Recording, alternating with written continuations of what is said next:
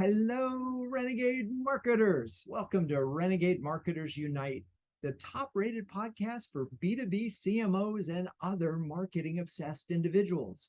You're about to listen to a recording of Renegade Marketers Live, our live show featuring the CMOs of CMO Huddles, a community that's sharing, caring, and daring each other to greatness every day of the week. In this episode, you'll hear a timely and invaluable conversation about recruiting in the Great Resignation with Allison Munro of Vena Systems, Adriel Sanchez, who was CMO at Newsela and is now at WalkMe, and Kristin Fornal, who was at Robotics and has gone on to found marketing agency Brand PH LLC. Now, let's dive in. I'm your host, Drew Neiser, live from my home studio in New York City. Now, when we gather a group of CMOs, as we do almost every week with CMO Huddles, one challenge seems to rise to the surface a lot. Like right now, every single session, it's recruiting. It is a flat out nightmare for CMOs right now. Finding experienced talent is hard enough. And then when you do, a bidding war ensues. I was talking to a CMO literally last week who had hired a potential VP of marketing who had accepted the job, who was a day away from starting and then rescinded because their current employee had countered with a raise that was $30,000 over the CMO's highest budget range for the role. There's no easy solutions to this gross imbalance right now between supply and demand, but it is such a hot topic that we thought it would help even just to have a moment of empathy with the other CMOs because you're probably facing the same challenge.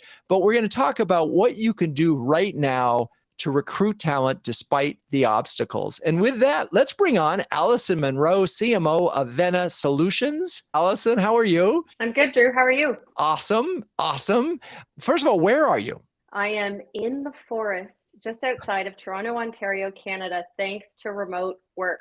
I love it. All right. Well, see, this brings an international notion to Renegade Marketers Live. Let's talk about how real the recruiting challenge is for you right now, both, either within marketing or as a whole for Vena. Yes, Drew. And I think, as you said, it's real. It's not only real for us as an organization, I think it's real for the market at large. Like, we've just survived, and dare I say survived or come out of the other side of a global pandemic that has forced us to arrive in the digital era. And now remote work is finally here more broadly, as I benefit from today.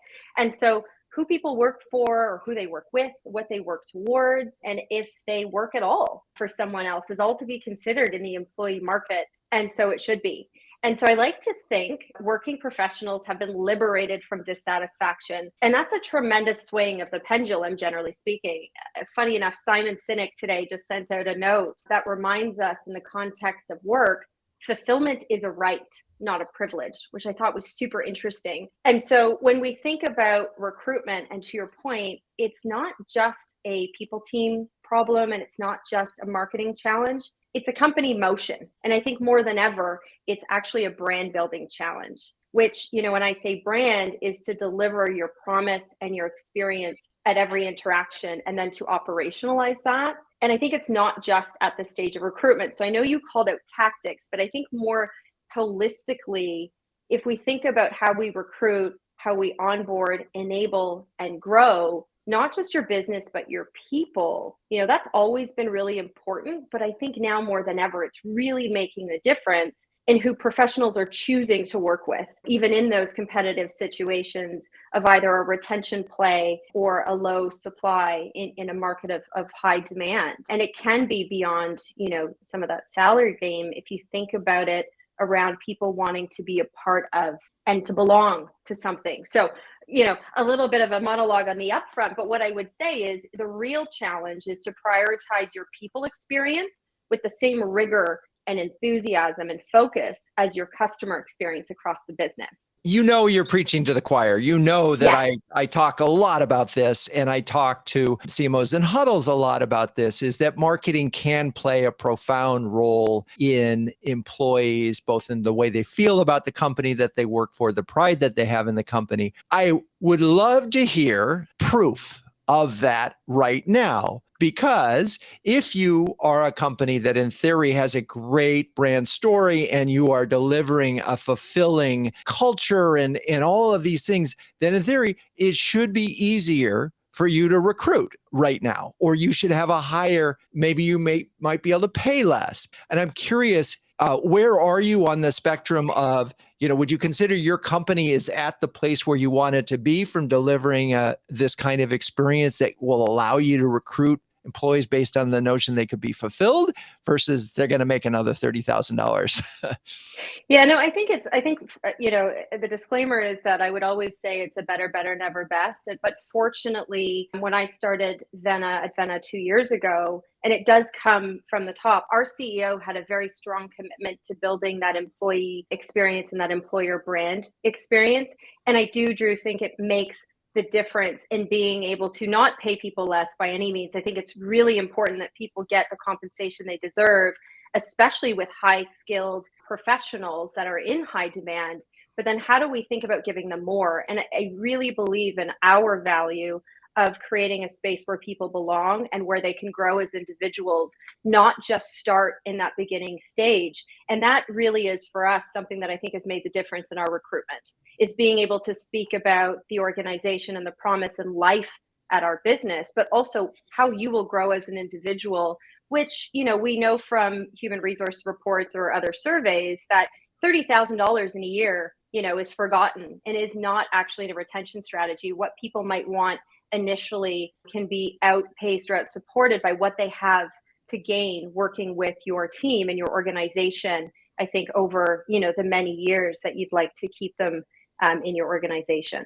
I wonder if we can get to an example of a situation where either in your department or in another department where you were actually able to recruit recently so that folks can feel it. Because again, I believe in this deeply, and I've seen it work. But right now we're at such an extraordinary imbalance. It's unprecedented for B2B, at least. There was no recession. If anything, all the stimulus money just created all sorts of growth and demand that didn't exist. So businesses, a lot of B2B companies are growing. That's why they have all these openings and the supply went down. So what's happening in your specific case? And maybe there's a story you can share. Yeah, sure. Let me go right into the marketing team. We're growing our marketing organization, as you said, quite significantly this year. And for the first time, we are now able or motivated as an organization to hire outside of our headquarters city. And so we've been recruiting on a more global scale with our offering of a 3-tiered approach, which is you can be a resident, you can be hybrid, or you can be remote. Now layer that in with a level of inclusion in making sure that every employee's experience is the same. We, in the last just 3 weeks, actually, have hired 3 senior marketers, 2 from San Diego, 1 from Austin, which is a new sort of motion for us. And again, I think part of it, even from their feedback, was really committed to the opportunity for them to grow. But also, I'm going to go a step further and say, as a marketer who's been focused on building a customer and product experience, again, that employee experience is so important. So we brought on a new director of demand gen. She connected with us and became aware of our brand in a community. So think about the responsibility of leaders or other individuals in the business to show up wherever your brand can be, going through LinkedIn, reaching out, inquiring about the opportunity, learning about our culture. Fascinating thing, when she accepted the offer, her message was to our recruiter that said, my experience with you was so exceptional that it was really part of my decision-making process. And so that's where I go back to marketers who've been focused on the customer experience.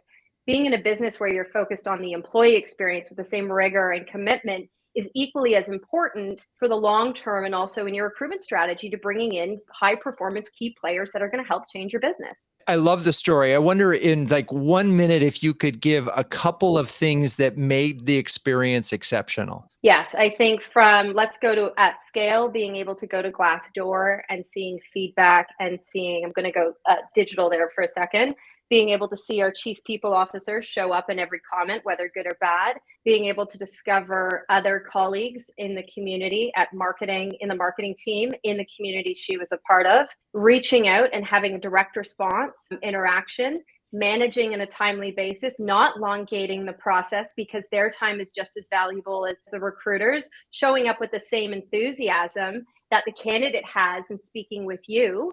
You are trying to build a relationship and a connection here, not necessarily wean people out of the process. And I think one of the biggest pieces is, again, you can't do 4 and 5 week interview processes anymore. That's just not acceptable. Just like you wouldn't do a 4 or 5 week discovery process with a prospect. How do you, again, show up with that same commitment of a potential new employee as you would a potential new prospect and deliver that in every single interaction, I think is very key in today's market. Amazing. And so we're going to stop there. We're going to bring on Adriel. I just want to put a punctuation point on a couple of things that you said. One, this is a really thought through, careful experience. If you want to compete, just like you do for your customers, you're competing for employees. And so that means thinking through every step of the way. All right, Allison, thank you for that. Let's bring on Adriel Sanchez, the CMO at Newsela. Adriel, listening to what Allison had to say, first of all, hello.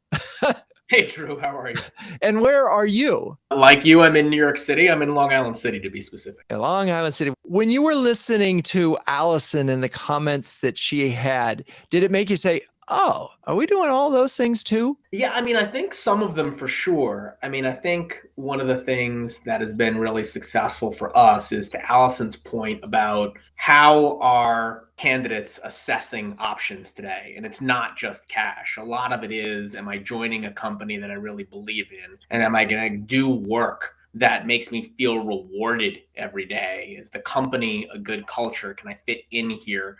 That's one of the things that we've always leaned into. Newsela is a company that sells instructional content to K through 12 schools. I won't get into much detail, but the mission is kind of built in. You're helping teachers and students every single day. That, over the last 12 to 18 months, has been extremely helpful for us in recruiting candidates that may not otherwise have considered a company such as ours. So we've leaned into that heavily. What Allison was saying about collapsing the interview cycle, we've been extremely deliberate about each member of the interview panel focusing on a specific area so that we are not re-asking the same questions over and over and trusting that the other member of the interview panel has that piece covered, so that we can accelerate some of those, time to offer. So once we've got somebody on the hook, we've been very intentional about how to collapse that time frame. Yeah. And boy, I want to just double. I mean, if companies aren't doing what you just described there, it seems like such a lost opportunity. Our company was guilty of this for years. You'd have 5 different interviews. Everybody had the same sort of questions.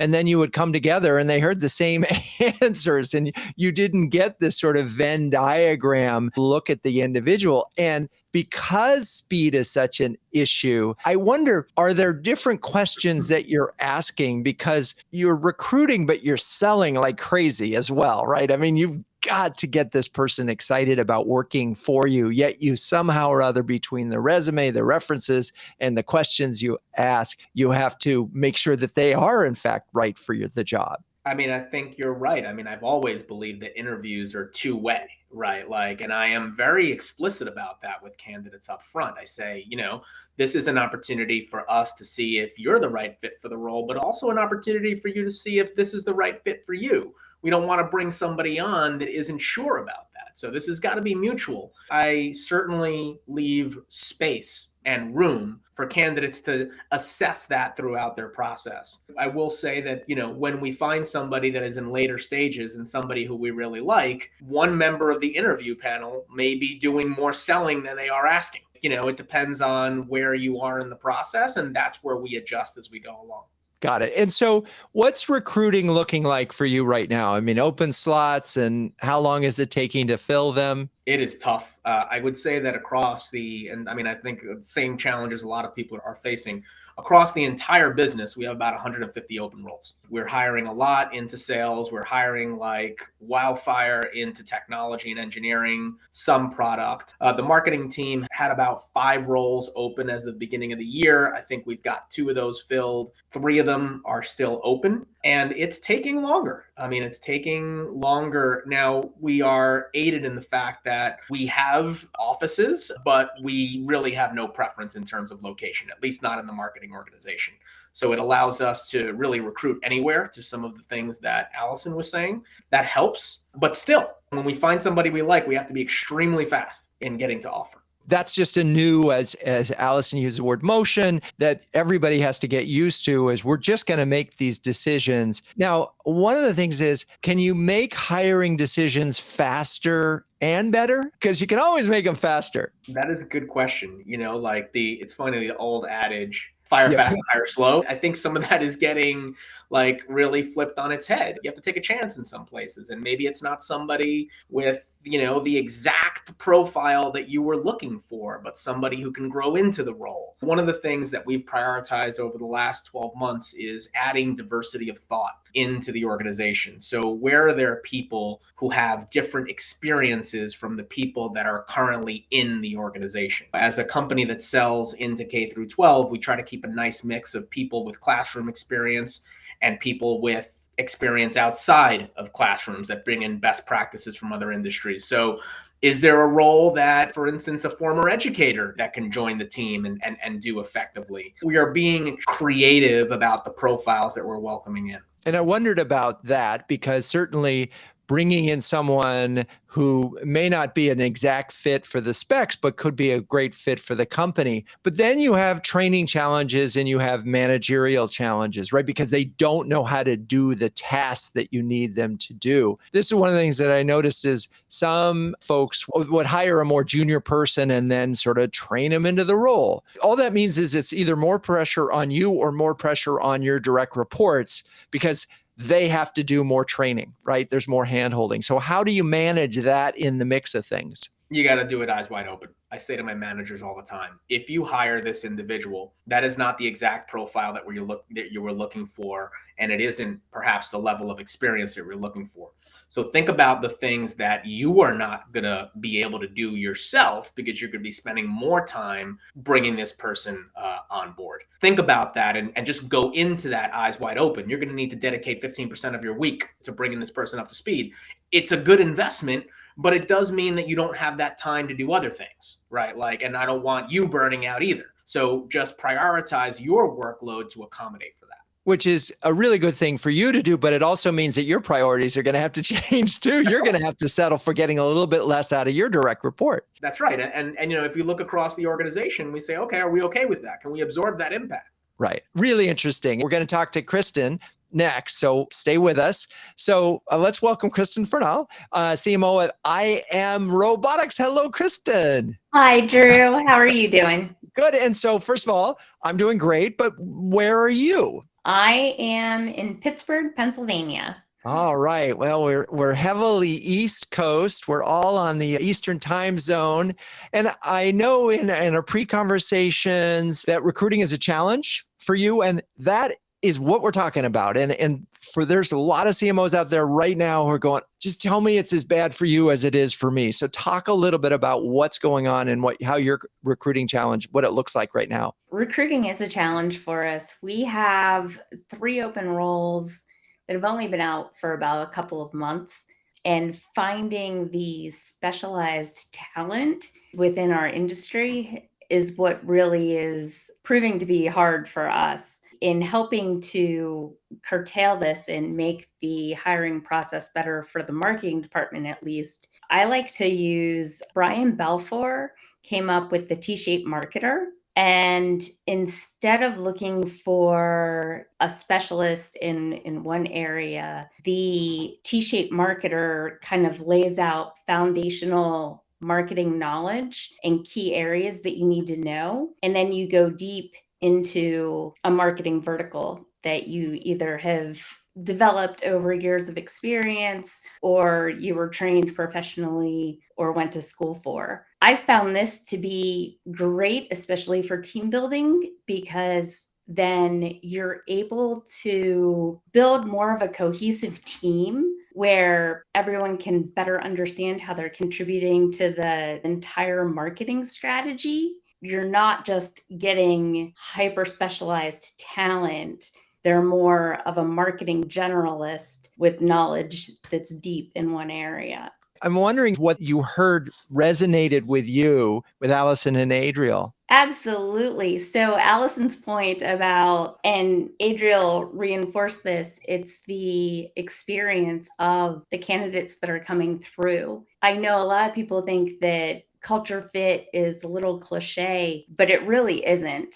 The Great Resignation or Great Renegotiation, however you want to spin it, people are looking at that purpose-driven work-life balance. Companies, it's harder and harder because you do need to still stand out in a digital world, even with remote work, bringing in the different tools to be able to support a remote environment or a hybrid environment. So I definitely agree with that end experience for candidates coming through the process. And then too, as Adriel had mentioned, collapsing that interview process as well, so that T-shaped marketer structure kind of lays out the foundational knowledge that the marketers need to have. And then the deep vertical space is also identified. And that helps the other people in the interviewing panel know where their questions are going to fall, because all of the departments, when you're pulling together candidates, we provide questions, whether it fits within the culture or it fits directly to technical knowledge or industry knowledge,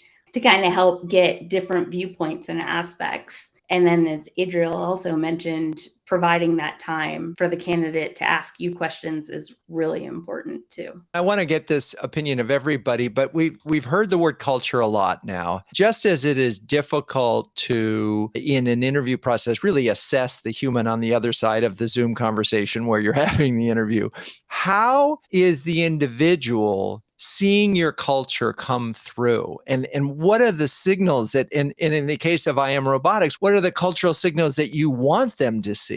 A lot of it is how our team works together and the different departments, cross-department communications. A lot of people, they always ask like what the culture's like here, and people aren't just looking for those tangible results of, yes, we get lunch every day catered or free snacks or stand-up desks. All of that is nice, but like Allison mentioned earlier, culture drives from the CEO down. And when you have a CEO that cares about the team as a whole and we're all working towards the same goals and direction, that comes through in the discussions that you're having in the salesy part of the interview. It's funny. I mean, I have never been very good when people ask me, so what's the culture of Renegade like? I always say, go ask an employee. I don't know. And that's probably a weakness on Renegade's part, but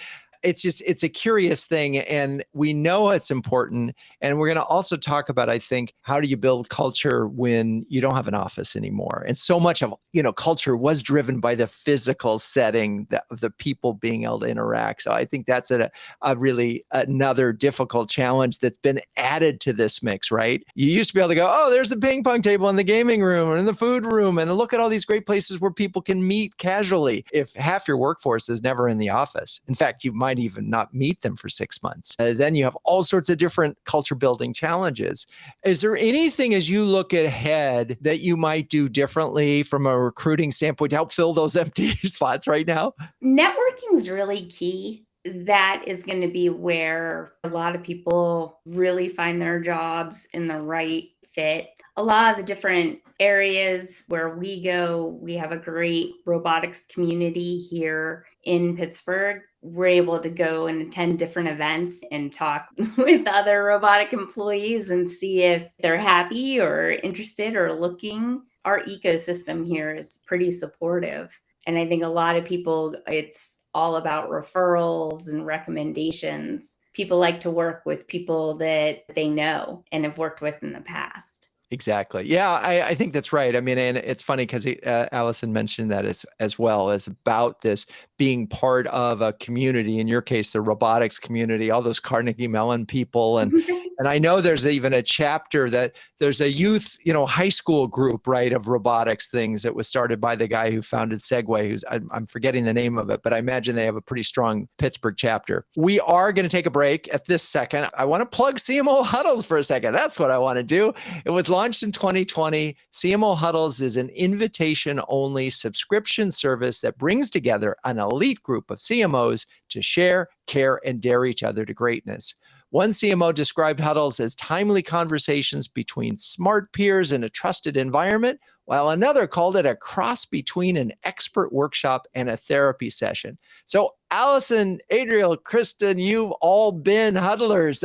Feel free to share how this might align with your experience or your experience in huddles. What's been awesome about huddles versus, dare I say, some other C-level or marketing communities is there's such a diverse representation of folks from different industry, different stages that really share and care together in a way that I think is very unique to CMO huddles. So if you're not a member, I don't know what the CTA is, Drew, but I can tell you that it really is unique, again, because of that sort of uniqueness of folks coming together that is not from sort of the same investor or the same industry per se. So that's been great.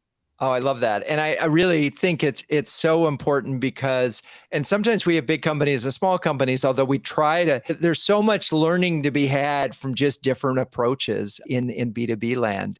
Adriel, anything to add? I would just say that what is different about CMO huddles is just how thoughtful and committed Drew specifically is to making sure that everybody is getting value out of this experience. From the very first time that I expressed interest in joining the huddle, Drew made sure that he had an individual conversation. Well, what are you really trying to get out? And here's some advice on the types of people you should connect with, and made the introductions and gave me some recommendations on the kinds of huddles that I should really prioritize being a part of. So that from the start was just different than some of the CMO groups out there. Thank you for that. And I also am excited to get you to lead our product-led growth bonus huddle. So I appreciate that. Kristin, anything else to add to this love fest? It has been a great experience. And I love being able to tap into like-minded people to ask for commentary, whether it be on the recent ones, MarTech, or just small issues that you might be having day to day, and having a channel to be able to ask for advice on or recommendations. Love it. Let's talk about a couple of things. One, I mentioned at the top of the show that salaries have skyrocketed like crazy. Are you all seeing that in real time? And how are you dealing with it? I mean, is it just a question of you have no choice? You have to match everything? I know for us, we try to plan out our hires as best as we can. So during our budget and corporate goal planning sessions, we also look at how many more people we need to hire to get to that point. And so we build it into our budgets, and we look at then too forecasts from sales to then be able to support that growth in that movement. Right. But I've been hearing, and again, I would love Adriel and Allison to weigh in on this. What I've been hearing is that the numbers are budget busting. They're needing evidence. A lot of CMOs have asked, and this has come up on Slack and other things, it's like, Drew, is there anybody out there that is showing that this level, like a product marketer, is just absolutely now at this end of a spectrum that was so much higher than it was where you started? And this is just wreaking havoc with budgets. Yeah, I can jump in and say that I think, when you think of a leveling of an organization, and Kristin, to your point of doing all that great planning and even being agile in your reforecasting, there is no precedent, I think, for what senior product marketers are demanding and getting right now in market. And so that can create tension, not only in the budgeting process, but in your people person negotiation and with your recruiters. I actually heard a story of a fellow CMO who ended up hiring a VP of product marketing, and dare I put this out in the universe, but that actually received higher compensation than they were. And that was a choice they had to make in order to do what was right for the business. Now, I think for that employee, what does that mean for your future? There's a lot of, I think, unprecedented space there, and how do you grow and what do you do next? So, thinking about what they can do and their potential go forward has to be part of that mix. Otherwise, it's a short-term fix that will have a challenge in your modeling. What I imagine here is you bring in somebody at a replacement role and it's $30,000 to $50,000 more than what that person got before. Then you have to go back to every single employee who's at the same level, and you either level set or, you're going to lose that employee and have another problem. But once you do the level set, then your budget is just chaos.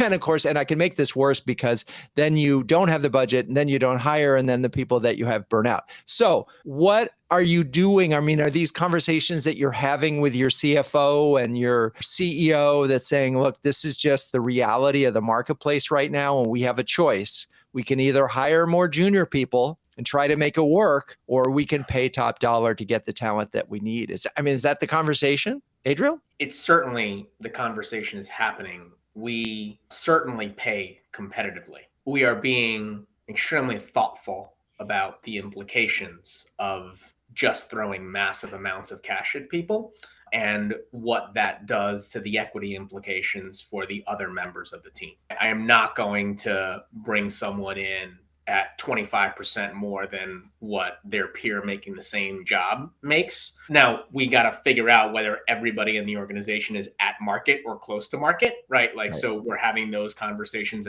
as well during salary planning. But I think we all have to be extremely careful with it, because sometimes the companies that are offering the 30, 40, 50% more aren't going to be around in 12 to 18 months. So you've got to be careful. I mean, let's face it, there's a lot of funny money chasing. Right. These aren't businesses that are making money, and they don't have real P&Ls. They don't have ARR that supports the talent. So it's a artificial market, but you still have to get through it. I mean, we heard in a huddle, someone with a year of 6 cents, experience was asking for, a year, and was asking for, $150,000, $175,000 because they knew how to do this one tool. The CMO made the decision not to use it because they couldn't afford to hire the person. So they went with a different ABM provider that had just broader base of installed base of talent, because that is the whole cost of operation. Anyway, it is an interesting part. And I know, Allison, we started the top of the show talking about culture as sort of a difference maker, but you also said no matter how good culture is,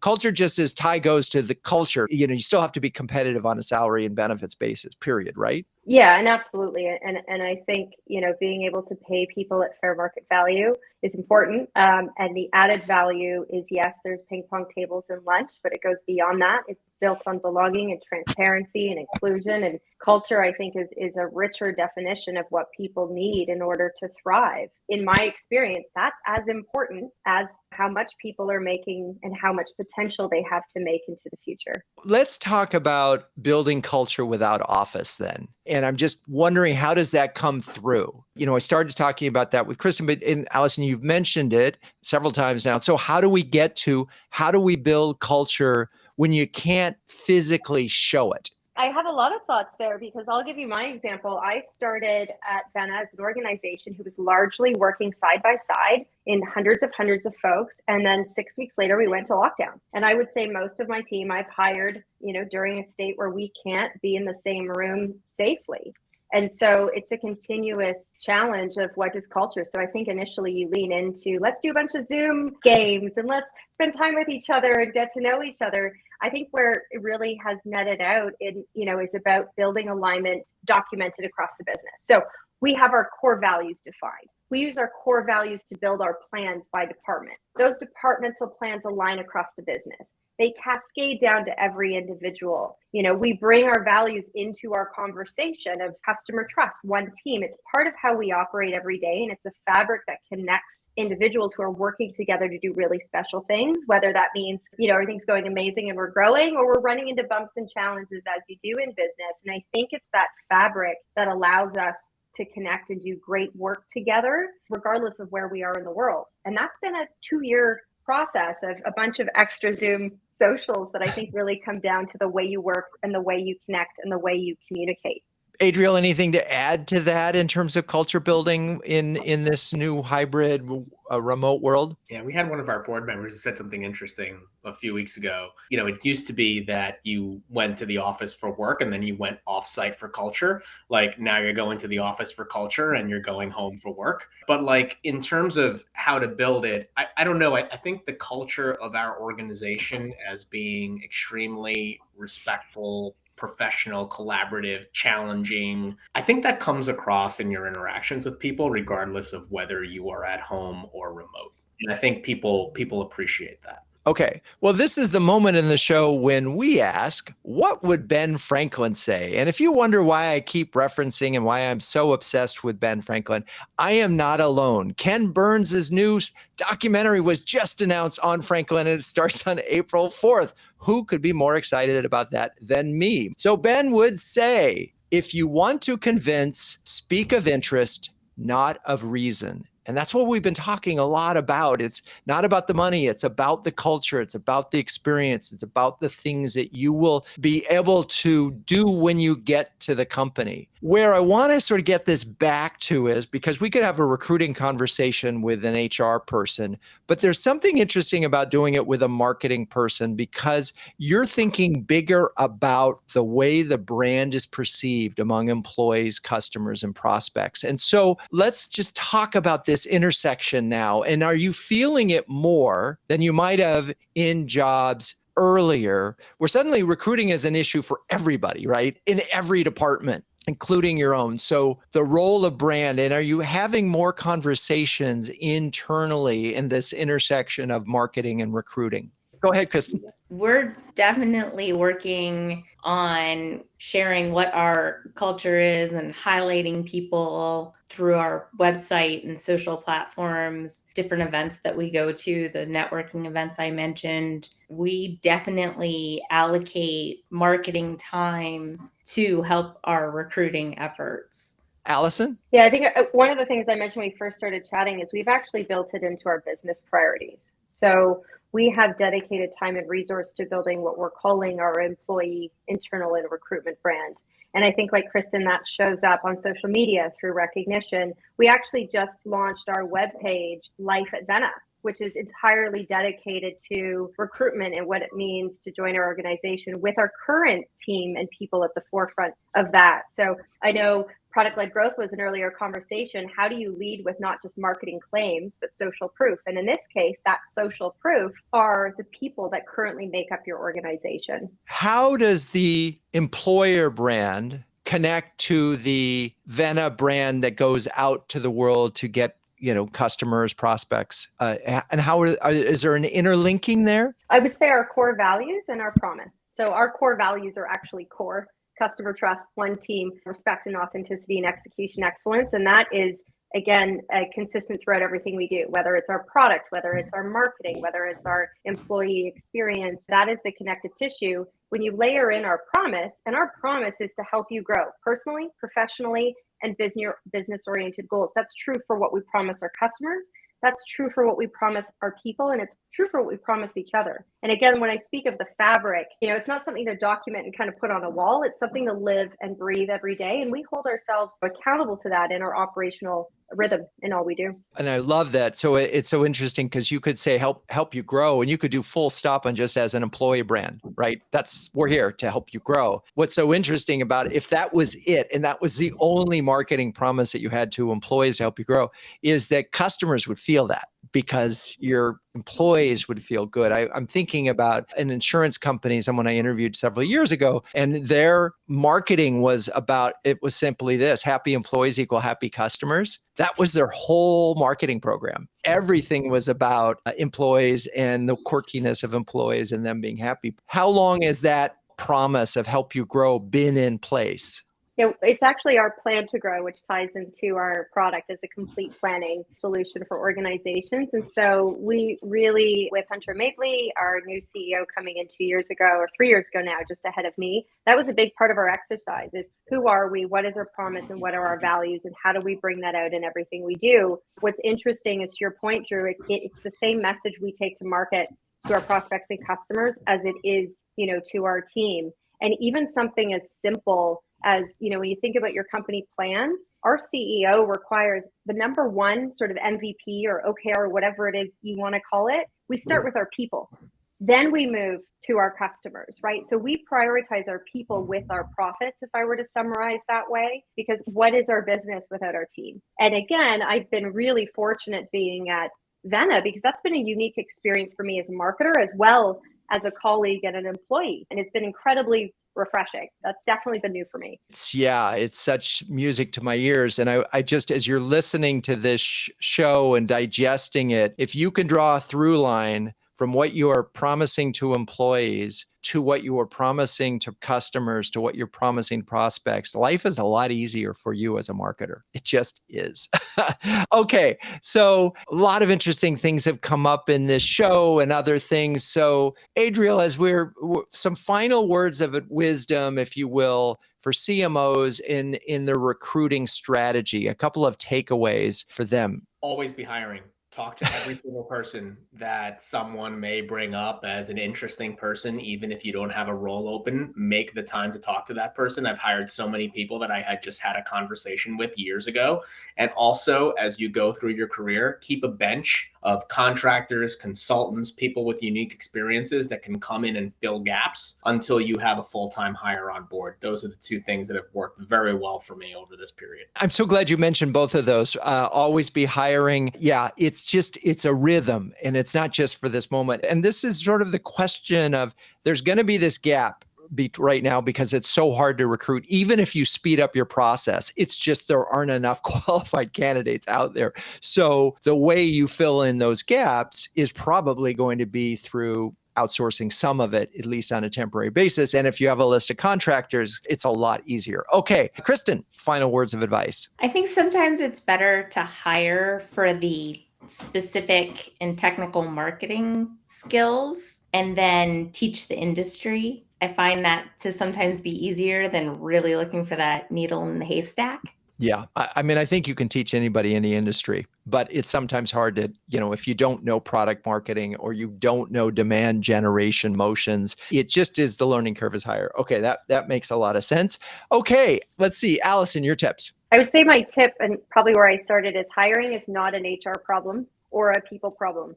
It is a leader's problem, a department level challenge, an opportunity to disseminate your vision, show up where your community is, and really sort of advocate for the opportunities at your organization. Thank you for sharing that. And I so agree with you. And it is part of one of the reasons, marketers as a rule tend to be out more than some of the other departments, and you tend to represent your brands more than other departments. But right now, everybody needs to be out there representing their company, if they are particularly in the communities that you all three are describing.